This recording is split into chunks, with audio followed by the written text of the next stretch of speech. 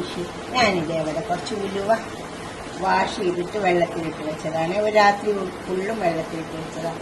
ഇനി ഈ വെള്ളം കളയണ്ട, ഇത് നമുക്ക് ഇതിലേക്ക് ഒഴിച്ചു കൊടുക്കാം. ഉലുവക്കഞ്ഞി ഉണ്ടാക്കാൻ വേണ്ടിയിട്ടാണ്.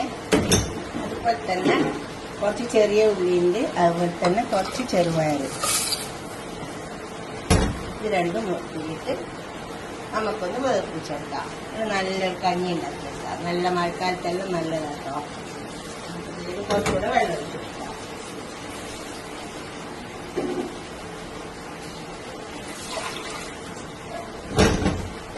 ഇത് വാഷ് ചെയ്ത് വെള്ളത്തിലിട്ടാ വെള്ളം കളയരുത്. ഉലുവ വേവട്ടെ. അതിൽ കിടന്നിട്ട്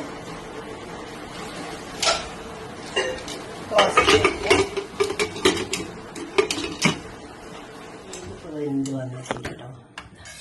നല്ലോണം വെന്ത് വന്നു. ഇനി ഇതിലേക്ക് നമുക്ക് കുറച്ച് തേങ്ങാപ്പാൽ ഒഴിച്ചു.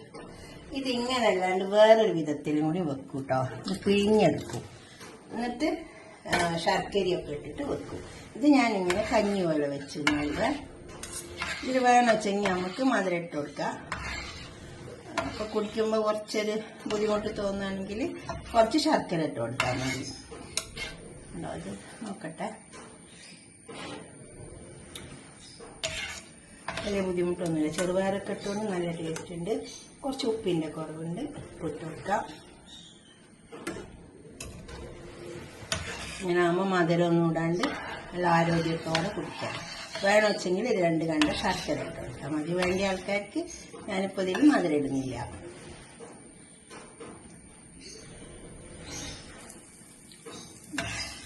ഇതിങ്ങനെ തന്നെ നല്ല ടേസ്റ്റ്.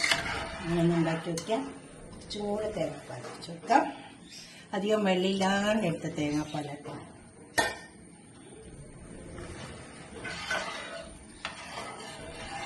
ഈ മഴക്കാലത്തൊക്കെ നല്ലതാട്ടോ. മഴക്കാലത്തിന് മാത്രമല്ല, ഉലുവ എപ്പോഴും നല്ലതാ. വേദനക്കൊക്കെ നല്ലതല്ലേ. എന്നാൽ പാത്രത്തിലേക്ക് മാറ്റാം. ഇതുപോലെ നിങ്ങൾ ഉണ്ടാക്കി. ഇത് നിങ്ങൾ അഭിപ്രായങ്ങളൊക്കെ കമൻറ്റ് ബോക്സിൽ അറിയിക്കുക. അതുപോലെ തന്നെ ലൈക്ക് ചെയ്യുന്നതാണ്, ഷെയർ ചെയ്യുന്നതാണ്.